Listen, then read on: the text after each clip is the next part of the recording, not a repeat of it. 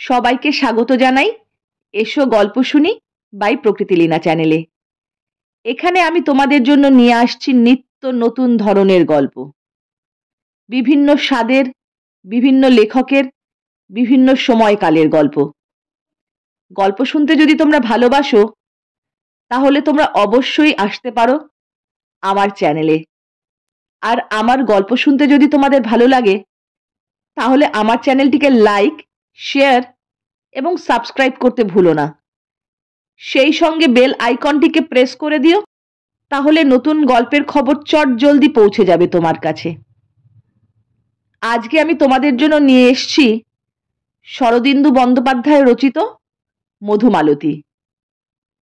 আমার অত্যন্ত প্রিয় একটি গল্প। তাহলে আর বেশি দেরি না করে চলো শুরু করা যাক শরদিন্দু বন্দ্যোপাধ্যায় বিরচিত মধুমালতী।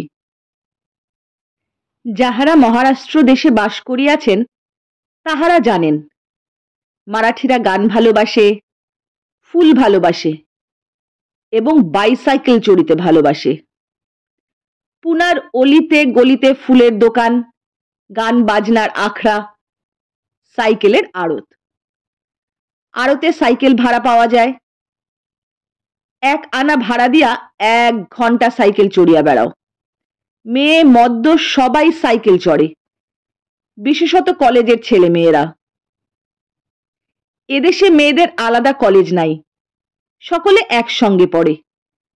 কলেজের ছুটি হইলে দেখা যায় রাস্তা দিয়া সাইকেলের নবযৌবন জল তরঙ্গ বহিয়া চলিয়াছে। আমি যেবার প্রথম পুনায় আসি সেবার শহরের দক্ষিণ পশ্চিম কোণে একটি হোটেলে মাসখানেক ছিলাম। রাস্তার নাম তিলক রোড। অদূরে এসপি কলেজ, আরো একটু দূরে টিলার মাথায় পার্বতী মন্দিরের চূড়া দেখা যায়। দক্ষিণ দিক ফাঁকা, দিগন্তে পাহাড়ের চক্ররেখা। এই চক্ররেখা চক্ষুর দ্বারা অনুসরণ করিলে সিংহগড় দুর্গ চোখে পড়ে। শিবাজী মহারাজের সিংহগড়, যে সিংহগড় জয় করিবার মুহূর্তে তানাজি মাল্লেশ্বর প্রাণ দিয়েছিলেন। সিংহগড়ের সিংহ গিয়াছে, পড়ে আছে শুধু গড়। শীতের শেষ, রাস্তার ধারে আম গাছে বোল ধরিয়াছে। মিষ্ট কষায় গন্ধে চারিদিক আমোদিত। আমি ডাক্তারের আদেশে পুনায় আসিয়াছি। সকাল বিকাল পদব্রজে ঘুরিয়া বেড়াই। হোটেলে আমার দ্বিতলের ঘরের সম্মুখে ছোট্ট একটি ব্যালকনি আছে, সেখানে দাঁড়াইয়া রাস্তার লোক চলাচল দেখি। বোম্বাইয়ে থাকাকালীন যে পেট জবাব দিয়াছিল তাহা এখন নানাবিধ স্থানীয় খাদ্য অম্লান বদনে হজম করিতেছে। দহিবড়া, ইডলি সাম্বার, ধোসা, কিছুই বাদ পড়ে না। 10 দিন যাইতে না যাইতেই প্রাচীন পুনা নগরীকে ভালোবাসিয়া ফেলিলাম। কিন্তু আমি বিভূতি বাড়ুজ্যে যে নই, পায়ে হাঁটিয়া বেড়াইতে তিল মাত্র আনন্দ পাই না। অথচ ডাক্তারের হুকুম। একদিন ব্যালকনিতে দাঁড়াইয়া দাঁড়াইয়া একটি বুদ্ধি মাথায় খেলিয়া গেল। সামনেই রাস্তার ওপরে প্রকাণ্ড সাইনবোর্ড, বামন রাও সাইকেল মার্ট। সাইকেলের দোকান, কত লোক আসিতেছে, সাইকেল ভাড়া লইয়া চলিয়া যাইতেছে। আমিও সাইকেল চড়িয়া বেড়াই না কেন? অবশ্য অনেকদিন চড়ি নাই, কিন্তু সাঁতার কাটা এবং সাইকেল চড়া মানুষ ভোলে না। সুতরাং সাইকেলে চড়িয়া ডাক্তারের আজ্ঞা পালন করিব। জসমিন দেশে যদাচার। বিকেলবেলা সাইকেলের দোকানে গেলাম। দোকানদার বামন রাও খাতায় আমার নাম ধাম লিখিয়া লইয়া সাইকেল দিল। বামন রাওয়ের চেহারা বেটে, মজবুত, বয়স আন্দাজ 45। দোকানের পেছনে একটি ঘরে সস্ত্রীক বাস করে। অতঃপর রোজ 2 বেলা সাইকেল চড়িয়া বেড়াই। শহর বাজার এড়াইয়া পুনার কিনারে কিনারে ঘুরি। কখনো যাই গণেশ খণ্ডের দিকে, কখনো খড়গবৎসলা হ্রদের পানে। আনন্দে আছি। বামন রাওয়ের সঙ্গে প্রণয় জন্মিয়াছে। সে অল্প স্বল্প হিন্দি বলিতে পারে, নির্বান্ধব পুরীতে সেই আমার প্রথম বন্ধু। প্রস্তাবনা শেষ করিয়া এবার আসল কথায় আসা যাক। সে রাত্রে যথাসময় আহারাদি করিয়া শয়ন করিয়াছিলাম, কিন্তু কিছুতেই ঘুম আসিল না। বোধহয় দিবানিদ্রা কিছু বেশি হইয়া গিয়াছিল। শুইয়া শুইয়া বই পড়িবার চেষ্টা করিলাম, তাহাতে ঘুম আসে বটে, কিন্তু বই বন্ধ করিলেই তন্দ্রা ছুটিয়া যায়। রাত্রি প্রায় 1টা পর্যন্ত ঝুলোঝুলি করিয়া উঠিয়া পড়িলাম। গায়ে বালাপোষ জড়াইয়া ব্যালকনিতে গিয়া দাঁড়াইলাম। বাহিরে কনকনে ঠান্ডা, এক আকাশ নক্ষত্র যেন শীতের বাতাস লাগিয়া কাঁপিতেছে। রাস্তায় লোক নাই, আবছায়া পথের 2 ধারের দীপস্তম্ভগুলি সারি দিয়া এই নিষিদ্ধ নিস্তব্ধতাকে পাহারা দিতেছে। 5 মিনিট দাঁড়াইয়া আছি। উত্তপ্ত মুখে বাতাসের শীতল করস্পর্শ মন্দ লাগিতেছে না। হঠাৎ রাস্তার একদিক হইতে কিড়িং কিড়িং শব্দ কানে আসিল। সাইকেল আসিতেছে। একটু বিস্মিত হইয়া সেই দিকে তাকাইলাম। সাইকেল দেখা গেল না। এখনো দূরে আছে, কিন্তু রাস্তা নির্জন। সাইকেল চালক কাহাকে দেখিয়া ঘন্টি বাজাইল। তাকাইয়া রহিলাম। অস্পষ্টভাবে দেখা গেল একজোড়া সাইকেল পাশাপাশি আসিতেছে। তাদের ল্যাম্প নাই। সহসা মধুর হাসির শব্দ কানে আসিল। 2 জন একসঙ্গে হাসিতেছে। একজন পুরুষ, একজন স্ত্রীলোক, কিন্তু দুজনের হাসি এক সুরে বাঁধা। একজন উদারা, একজন মুদারা। সাইকেল দুটা ক্রমশ কাছে আসিতেছে। এবার তাহাদের স্পষ্ট দেখিতে পাইতেছি। হঠাৎ ঘাড়ের রোঁয়া শক্ত হইয়া খাড়া হইয়া উঠিল। সাইকেল দুটা আসিতেছে বটে, কিন্তু তাহাতে আরোহী নাই। আরোহীর আসন শূন্য। কেবল 2টা জড় সাইকেল পরস্পর সমান্তরালে চলিয়া আসিতেছে। বুকের রক্ত হিম হইয়া গিয়াছে, তবু বিস্ফারিত চক্ষে চাহিয়া আছি। সাইকেল 2টা স্বচ্ছন্দ গতিতে আসিতেছে। কোনো তড়া নাই। ঠিক আমার সামনে দিয়া যাইতে যাইতে থামিয়া গেল। মনে হইল অদৃশ্য আরোহীরা সাইকেল হইতে নামিল। নিথর বাতাসে যেন ফিসফিসিয়ে কথা বলার আওয়াজ শুনিতে পাইলাম। তারপর সাইকেল দুটি বামন রাওয়ের দোকানের দিকে গেল। দরজা বন্ধ। সাইকেল দুটি দরজার গায়ে হেলিয়া দাঁড়াইল। কিড়িং করিয়া একবার ঘন্টি বাজিল।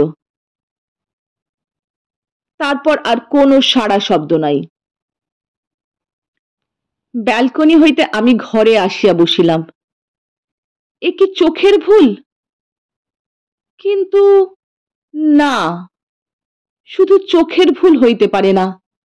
হাসি শুনিয়াছি, ঘন্টির আওয়াজ শুনিয়াছি। তবে কি অনিদ্রাবশত আমার মস্তিষ্ক এতই উত্তপ্ত হইয়াছে যে জাগিয়া দুঃস্বপ্ন দেখিতেছি?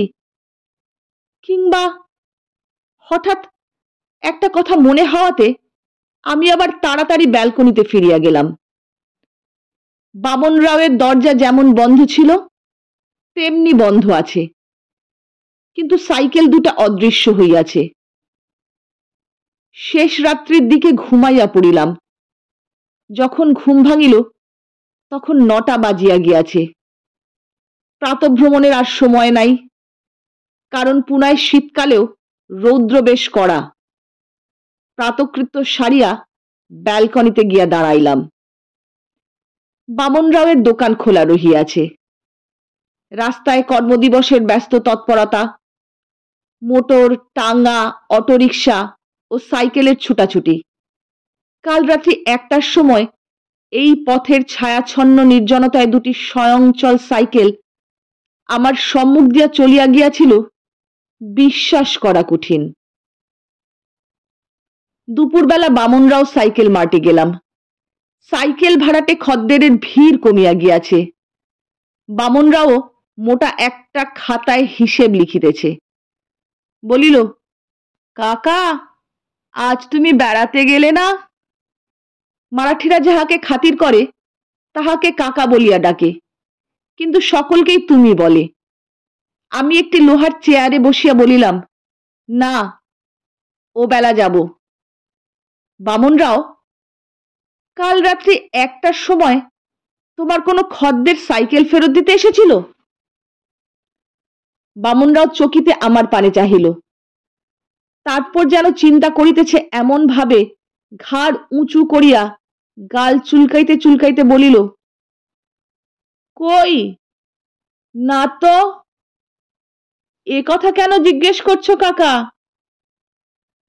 বলিলাম, কাল রাত্রে আমার ঘুম হচ্ছিল না, ব্যালকনিতে এসে দাঁড়াইয়াছিলাম, মনে হলো কারা দুটো সাইকেল রেখে চলে গেল। সাইকেলে যে আরোহী ছিল না সে কথা বলিলাম না। বামনরাও খাতার উপর চোখ রাখিয়া ধীরে ধীরে বলিল, তুমি ভুল দেখেছো কাকা, অত রাত্রে কে সাইকেল ফেরত দিতে আসবে? মারাঠিরা 10টার মধ্যে সব ঘুমিয়ে পড়ে। তোমারও বেশি রাত জাগা ভালো নয়, কাহিল শরীর, আবার অসুখে পড়ে যাবে। দেখিলাম বামনরাও সত্য গোপন করিতেছে, নিশ্চয়ই ভিতরে কিছু আছে। তাহাকে আর প্রশ্ন করিলাম না, চলিয়া আসিলাম। মনে মনে স্থির করিলাম আজ রাত্রেও পাহারা দিব। মধ্যাহ্নে বেশ খানিকটা ঘুমাইয়া লইয়া বিকেলে বামনরাওয়ের সাইকেল লইয়া বেড়াইতে বাহির হইলাম। বামনরাও আমার পানে বক্র কটাক্ষপাত করিল। তাহার ভাবগতিক দেখিয়া সন্দেহ আরো দৃঢ় হইল। যদি কিছুই না হয় তবে লোকটা এমন ঘটি চোরের মতন তাকাইতেছে কেন? রাত্রি 9:30টার পর আহার সম্পন্ন করিয়া ঘরের আলো নিভাইলাম। ব্যালকনিতে চেয়ার লইয়া বসিলাম, এমন ভাবে বসিলাম যাহাতে আমাকে বাহির হইতে দেখা না যায়, অথচ আমি সাইকেলের দোকান দেখিতে পাই। বসিয়া বসিয়া দেখিতে লাগিলাম নগর ধীরে ধীরে ঘুমাইয়া পড়িতেছে। দোকানগুলি একে একে বন্ধ হইয়া গেল। রাস্তায় যানবাহনের চলাচল বিরল হইয়া থামিয়া গেল। বামনরাও প্রায় 10:30টার সময় দোকান বন্ধ করিল। দুটি সাইকেল বাহিরে পড়িয়া রহিল। দরজা লাগাইবার সময় সে উৎকণ্ঠিত চক্ষে আমার ব্যালকনির দিকে তাকাইল। আমি ঘাপটি মারিয়া রহিলাম। নগর গুঞ্জন ক্ষান্ত, রাত্রির গাঢ়তা ঘনীভূত হইতে লাগিল। পথের দীপস্তম্ভমালা নিষ্পলক হইয়া আছে। আকাশে লুব্ধক নক্ষত্র মৃগশিরাকে ধরিবার জন্য ছুটিয়াছে, কিন্তু ধরিতে পারিতেছে না। ঘড়িতে 11:30। গায়ে বালাপোষ সত্ত্বেও বেশ কাঁপুনি ধরিয়াছে। আমি সঙ্গে একটি মাংকি ক্যাপ আনিয়াছি, সেটি মাথায় পড়িলে কান দিয়া ঠান্ডা ঢুকিতে পারিবে না। বামনরাওয়ের দোকানের দিকে তাকাইয়া দেখিলাম বন্ধ দরজার সামনে দুটি সাইকেল পরস্পর ঠেস দিয়া দাঁড়াইয়া আছে। চট করিয়া ঘরে গিয়া মাংকি ক্যাপ পরিয়া ফিরিয়া আসিলাম। বোধহয় 1/2 মিনিটও সময় লাগে নাই। কিন্তু এ কি, ইহার মধ্যে সাইকেল দুটি অদৃশ্য হইয়া গিয়াছে। বোকার মতো চাহিয়া রহিলাম। দূরে টিং টিং করিয়া সাইকেলের ঘন্টি বাজিল। একটু মিষ্টি হাসির আওয়াজ ভাসিয়া আসিল। উহারা কি ওত পাতিয়াছিল? আমি যে পাহারা দিতেছি তাহা জানিতে পারিয়াছে? আমার ঘাড়ের রোঁয়া আবার কাঁটা দিয়া উঠিল। কিন্তু ছাড়িব না। একবার বোকা বনিয়াছি, দ্বিতীয়বার বোকা বনিব না। যখন সাইকেল লইয়া গিয়াছে তখন নিশ্চয় ফিরাইয়া দিতে আসিবে। বামনরাওয়ের দরজার উপর চোখ রাখিয়া বসিয়া রহিলাম। 1টা বাজিল। একটু সজাগ হইয়া বসিলাম। 2টা বাজিল। এখনো সাইকেলের দেখা নেই। মাঝে মাঝে মনটা খালি হইয়া যাইতেছে, চোখ দুইটা জুড়াইয়া আসিতেছে। চোখে কিছু দেখিলাম না, কানেও কিছু শুনিলাম না। হঠাৎ পঞ্চ ইন্দ্রিয় সতর্কভাবে সজাগ হইয়া উঠিল। সাইকেল দুইটা চুপি চুপি বামন রাওয়ের দ্বারের দিকে যাইতেছে। নিঃশব্দে তাহারা পরস্পরের গায়ে হেলান দিয়া দাঁড়াইল। টুং করিয়া একবার ঘণ্টির মৃদু শব্দ হইল। তারপর আর কোনো সাড়া শব্দ নাই। যাহারা সাইকেল চড়িয়া আসিয়াছিল তাহারা চলিয়া গিয়াছে। 5 মিনিট 10 মিনিট কাটিয়া গেল। তন্দ্রা বেশ ছুটিয়া গিয়াছে। নিষ্পলক চক্ষে সাইকেল মার্টের পানে চাহিয়া আছি। খুট করিয়া শব্দ হইল। দরজা একটু খুলিয়া বামনরাও গলা বাড়াইয়া এদিক ওদিক দেখিল। তারপর একে একে সাইকেল দুটি তুলিয়া ভেতরে লইয়া গেল। দরজা আবার বন্ধ হইল। পরদিন দ্বিপ্রহরে সাইকেল মার্টে গেলাম। বামনরাও একলা ছিলেন। তাহাকে বলিলাম, বামনরাও, কাল রাত্রে আমি সব দেখেছি। বামনরাওয়ের মুখ ফ্যাকাশে হইয়া গেল। কি কি দেখেছ কাকা? বলিলাম, যতটুকু চোখে দেখা যায় দেখেছি। অশরীরী ওরা কারা? আমি জানতে চাই। বামনরাও ভীতস্বরে বলিল, কাকা, এ কথা কাউকে বলো না। জানাজানি হলে ওরা আর আসবে না। ওরা ভারী পয়মন্ত। ওরা যদি না আসে আমার দোকান বন্ধ হয়ে যাবে। বেশ, কাউকে বলবো না, কিন্তু ব্যাপার আমাকে বলতে হবে। বামনরাও কিছুক্ষণ ঘাড় নিচু করিয়া ভাবিল। শেষে অনিচ্ছা ভরে বলিল, আজ রাত্রে দোকান বন্ধ করবার পর তুমি এসো, তখন বলবো। সে রাত্রে দোকান ঘরে বসিয়া বামনরাওয়ের কাহিনী শুনিলাম। কাহিনীতে চমকপ্রদ নতুনত্ব কিছু নাই। কালে কালে দেশে দেশে এরূপ ঘটনা বহুবার ঘটিয়াছে। যৌবনের কাছে মানুষের সংঘবদ্ধ বিষয় বুদ্ধি পরাভূত হইয়াছে। আমরা যখন মানুষের দুঃখ দুর্দশা দীনতার কথা চিন্তা করি তখন ভুলিয়া যাই মানুষ কোনোদিন জীবনের কাছে মাথা হেট করে নাই। সে চিরদিন অপরাজিত। বামনরাও বলিল, বছর 3 আগেকার কথা। আমি তখন এখানে নতুন দোকান খুলেছি। সাইকেলের দোকানের পক্ষে জায়গাটা ভালো, কাছেই এসপি কলেজ। অনেক ছেলে মেয়ে সেখানে পড়ে। বেশিরভাগ তারাই সাইকেল ভাড়া নিয়ে আমার দোকান চালু রেখেছে। এই পর্যন্ত বলিয়া বামনরাও থামিল। উৎকর্ণ হইয়া কি যেন শুনিল। তারপর বলিল, একটু বসো, আমি আসছি। সে দরজা খুলিয়া 2টি সাইকেল বাহিরে রাখিয়া আসিল। একটি মেয়েদের সাইকেল, একটি পুরুষের। বাহিরে তখন নিশুতি হইয়া গিয়াছে। বামনরাও ফিরিয়া আসিয়া বসিল। তাহার স্ত্রী 2 বাটি গরম চা রাখিয়া গেল। একটি বাটি আমার দিকে ঠেলিয়া দিয়া এবং অন্যটি নিজের কোলের কাছে টানিয়া লইয়া বামনরাও আবার বলিতে শুরু করিল। এসপি কলেজে একটি ছেলে পড়ত। তার নাম মধুকর। বোধহয় উঁচু ক্লাসে পড়ত। আমি যখন তাকে দেখি তখন তার বয়স এই 21-22। চমৎকার চেহারা, টকটকে রং, লম্বা ছিপছিপে গড়ন। মারাঠিদের মধ্যে এমন দেখা যায় না, যেন ময়ূরবাহন কার্তিক। খুব ভালো ক্রিকেট খেলতে পারত। আমি দোকান খোলবার পর মধুকর প্রায়ই আসতো। তার নিজের সাইকেল ছিল না, হেঁটে কলেজে আসতো। কোথাও বেড়াতে যাবার ইচ্ছে হলে আমার কাছ থেকে সাইকেল ভাড়া নিয়ে যেত। কত ছেলেই তো আসে,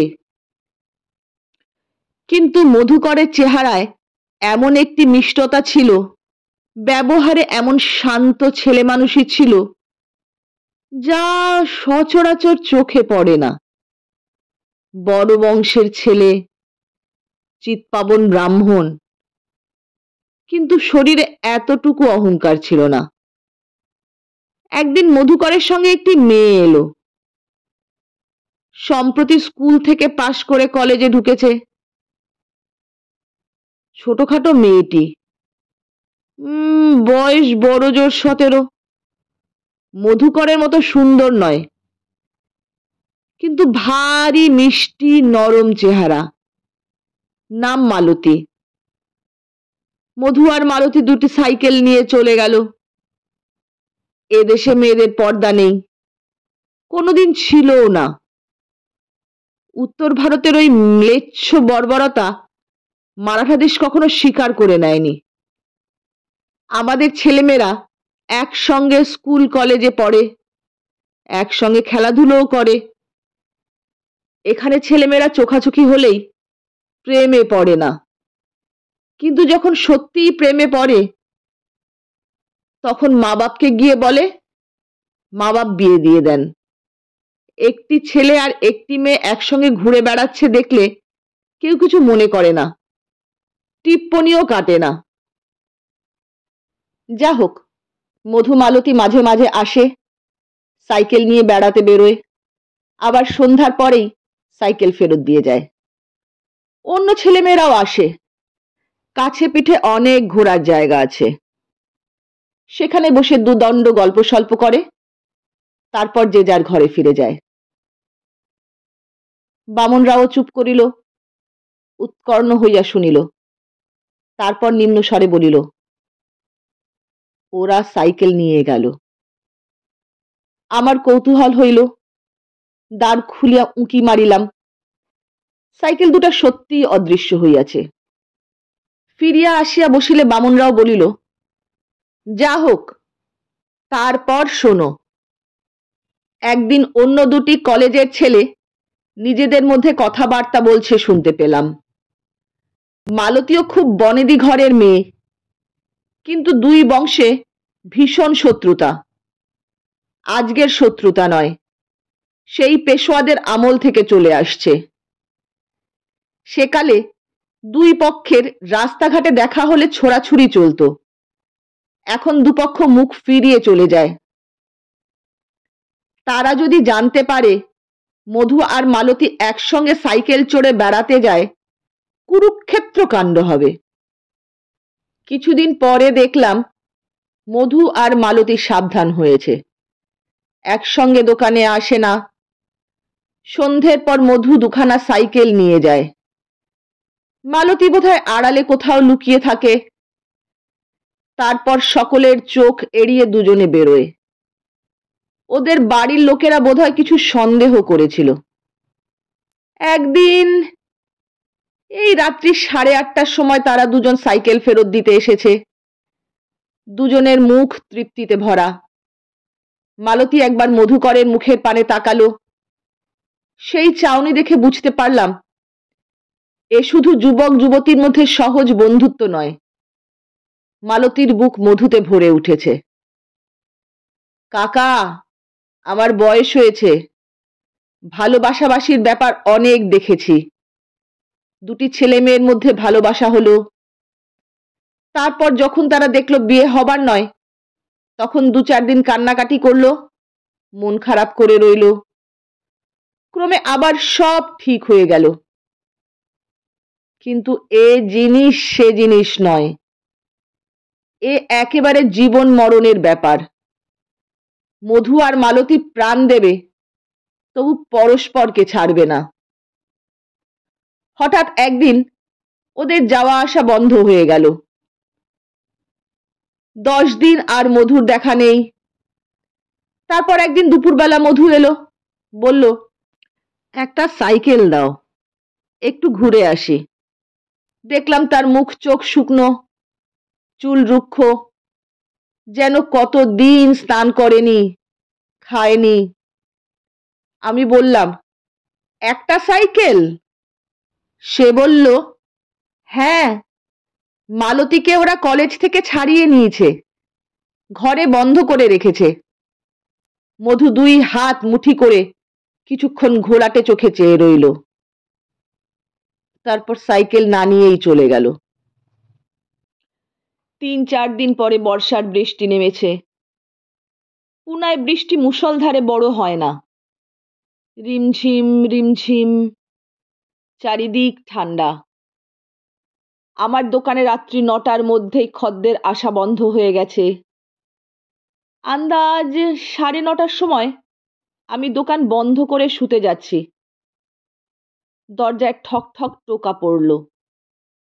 দোর খুলে দেখি মধু আর মালতী। দুজনের জামা কাপড় ভিজে, চোখে মুখে বাঁধন ছেঁড়া উল্লাস। মধু বলে উঠল, বামনরাও, মালতীকে দোতলার ঘরে বন্ধ করে রেখেছিল। ও ব্যালকনি থেকে বিছানার চাদর ঝুলিয়ে নেমে এসেছে। কি ডাকাত মেয়ে! মালতীর দিকে চেয়ে দেখলাম তার মাথার চুল ভিজে, মুখে বিন্দু বিন্দু জলের ছিটে লেগেছে, জামা কাপড় একটু এলোমেলো। সে মুখ টিপে হাসছে। আমি হতভম্ব হয়ে বললাম, পালিয়ে এসেছে? তারপর? মধু বলল, তারপর আবার কি, একটু বেরিয়ে টেরিয়ে আবার নিজের ঘরে উঠে শুয়ে থাকবে, কেউ জানতে পারবে না। মধু জোরে জোরে হেসে উঠল। আরে দাও দাও, শিগগির সাইকেল দাও। এই বর্ষা রাতে বেড়াতে বেরুবে? আরে বর্ষা কই, এর নাম বর্ষা? দাও সাইকেল। দুজনে সাইকেল নিয়ে বেরিয়ে গেল। আমি হতবুদ্ধি হয়ে দাঁড়িয়ে রইলাম। মনে হলো আমি ওদের প্রেমের ষড়যন্ত্রের শরিক হয়ে পড়েছি। তারপর বারতিনেক ওরা সাইকেল নিয়ে বেরিয়েছিল। আমি দোকান বন্ধ করার পর এসে দৌড়ে টোকা দিত, সাইকেল নিয়ে বেরিয়ে যেত। ঘন্টাখানেক পরে ফিরে এসে সাইকেল রেখে বাড়ি ফিরে যেত। আমি ওদের দেখতাম আর ভাবতাম, কি দুঃসাহসী ওরা!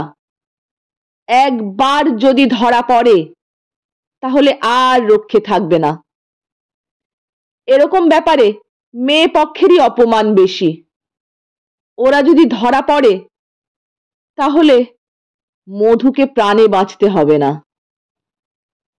হলো তাই। এ ব্যাপার বেশি দিন চলল না। একদিন রাত্রি 11টার সময় আমার দোরে ধাক্কা পড়ল। দোর খুলে দেখি মধু আর মালতী, দুজনেরই দিশেহারা অবস্থা। মধু বলল, বামুনরাও, শিগগির সাইকেল দাও, ওরা জানতে পেরেছে।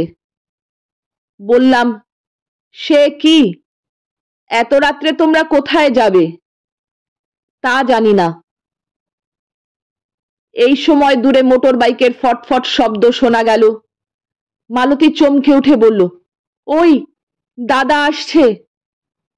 ওরা আর দাঁড়ালো না, দুটো সাইকেল নিয়ে বিদ্যুতের মতন বেরিয়ে গেল। আমি তাড়াতাড়ি দরজা বন্ধ করতে গেলাম, কিন্তু তার আগেই মোটর বাইক এসে দোকানের সামনে থামল। আরোহী চড়া গলায় আমাকে জিজ্ঞেস করলো, একটা মেয়ে আর একটা ছেলে এখান থেকে সাইকেল নিয়ে গেছে? আমি ঢোক গিলে বললাম, হ্যাঁ। সে প্রশ্ন করলো, কোন দিকে গেছে? বললাম, তা দেখিনি। লোকটা লাফিয়ে সামনে এসে দাঁড়ালো। তার কোমরে একটা খাপ শুদ্ধ ছোড়া গোঁজা রয়েছে, ভারী জোয়ান চেহারা, কিন্তু মুখের আদল থেকে চেনা যায় মালতীর দাদা। সে আমাকে ধমক দিয়ে বলল, তুই নিশ্চয়ই জানিস, বল তারা কোথায় গেছে? কাকা, আমি মারাঠি, মিষ্টি কথার গোলাম, কিন্তু চোখ রাঙিয়ে আমাকে কেউ ভয় দেখাতে পারে না। আমিও স্প্যানার তুলে নিয়ে বললাম, যাও আমার দোকান থেকে, নইলে মাথা ফাটিয়ে দেব। এই সময় আর একটা মোটর বাইক এসে দাঁড়ালো। তার আরোহী ডেকে বলল, জয়ন্ত, খবর পেয়েছি, ওরা সিংহগড়ের দিকে গেছে। মালতীর ভাই এক লাফে গিয়ে নিজের মোটর বাইকে বসলো। দুটো মোটর বাইক গর্জন করে ছুটে বেরিয়ে গেল। সে রাত্রে আমি আর কিছু দেখিনি। পরে জানতে পেরেছিলাম মধু আর মালতী সিংহগড় পর্যন্ত পৌঁছাতে পারেনি। তারা যখন খড়গবৎসলার হ্রদের পাশ দিয়ে যাচ্ছিল, সেই সময় পেছনে মোটর বাইকের গর্জন শুনতে পায়। তারা সাইকেল শুদ্ধ হ্রদে লাফিয়ে পড়েছিল। বামনরাও কিছুক্ষণ চুপ করিয়া রহিল। আমিও ভাবিতে লাগিলাম, এছাড়া এই গল্পের অন্য পরিণতি কি ছিল না? যাহারা পরস্পরকে একান্তভাবে চায়, তাহারা ব্যর্থ হইয়া আত্মহত্যা করে কেন? প্রেম কি তবে একটা সাময়িক উন্মাদনা? কিংবা সংসার এত প্রেম পছন্দ করে না, তাই তাহার এই পরিণাম? কিন্তু গল্প এখনো শেষ হয় নাই। বলিলাম, তারপর? বামনরাও একটা নিঃশ্বাস ফেলিয়া চোখ তুলিল।